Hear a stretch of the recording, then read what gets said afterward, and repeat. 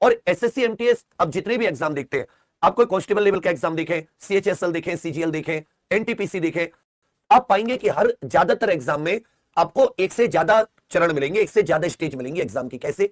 या तो किसी में आपको केवल रिटन देना होगा, उसके बाद में फिजिकल, किसी में आपको रिटन के सीबीटी 1, सीबीटी 2 या टीयर 1 टीयर 2 देने होंगे, कुछ में आपको रिटन के बाद में फिजिकल देना होगा। एमटीएस एक ऐसा एग्जाम है जिसमें आपको केवल एक पेपर देना होगा, केवल एक पेपर। मतलब ना तो कोई फिजिकल, ना तो इसमें कोई फिजिकल देना है, ना इसमें कोई टाइपिंग है, कुछ भी नहीं है। मतलब केवल आपको एक पेपर। और मजे की बात, पेपर में भी केवल इंग्लिश और जीके इसके नंबर पर सिलेक्शन होगा, मैथ और रीजनिंग केवल क्वालिफाइंग।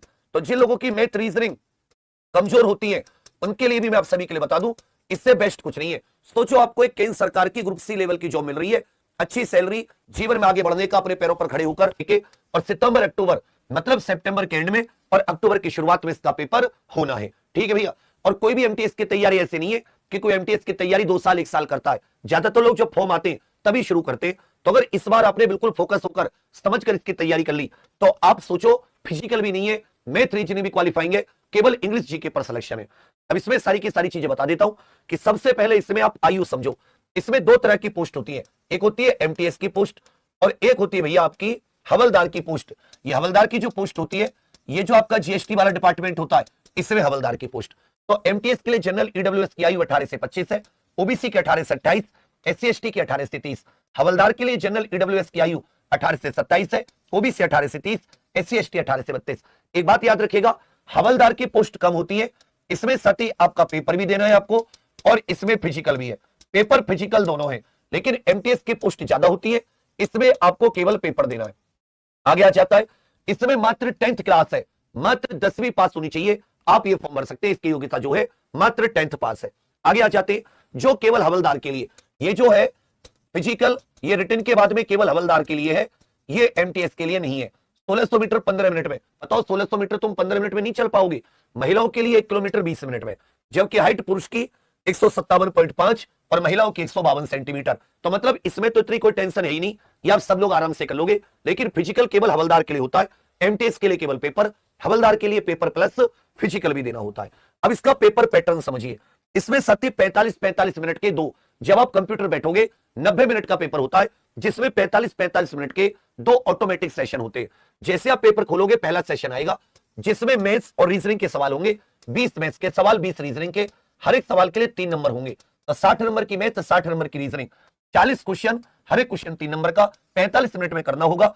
और याद रखिएगा 120 नंबर का, इसमें कोई भी नेगेटिव मार्किंग नहीं है, लेकिन इसमें आपको कुल लगभग 30% के करीब, लगभग 36 से नंबर के करीब आपको ये दोनों मिलाकर लानी है। कहने करते मैथ और रीजनिंग, इसमें आपको दोनों को मिलाकर 15-16 क्वेश्चन करने हैं, जिससे कि आप क्वालिफाई हो जाएंगे, आपको कोई टेंशन ना रहे। आपको सारे क्वेश्चन ना आते हो कोई टेंशन नहीं है, आपको मैथ रीजनिंग के सारे टॉपिक करने की जरूरत नहीं है।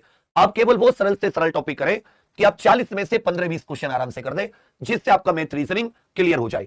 फिर ऑटोमेटिक कंप्यूटर जो है वो आपको सेशन 2 पर ले जाएगा। एक और महत्वपूर्ण बात, इस सेशन 1 में कोई नेगेटिव मार्किंग नहीं है, अब सारे के सारे भी अटेम्प्ट करते हैं, फिर भी कोई टेंशन नहीं है। सेशन 2 पर आ जाते हैं, ये भी 45 मिनट का है, इसमें भी हर एक क्वेश्चन 3 नंबर का है।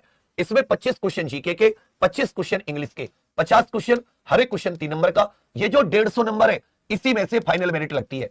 ये जो 150 नंबर है, इसी में से एमटीएस के लिए केवल percentage, ratio, proportion, work time, आपका जो रेशियो प्रोपोर्शन होता है, औसत, साधारण ब्याज, इसमें चक्रवर्ती ब्याज भी नहीं है, प्रॉफिट लॉस, डिस्काउंट, इसमें आपका एरिया पेरीमीटर आ जाता है, बेसिक ज्योमेट्री फिगर का, इसमें डीप नहीं, distance, time, lines and angles, ये साथ ही मैथ्स के टॉपिक हो जाते हैं, डीआई। इसके अलावा आपका स्क्वायर और स्क्वायर रूट, मेरी series, coding, decoding, analogy, direction, समानताएं, अंतर, jumbling, problem solving, non verbal series, reasoning, age, calendar, घड़ी। तो बहुत कम टॉपिक है रीजनिंग में।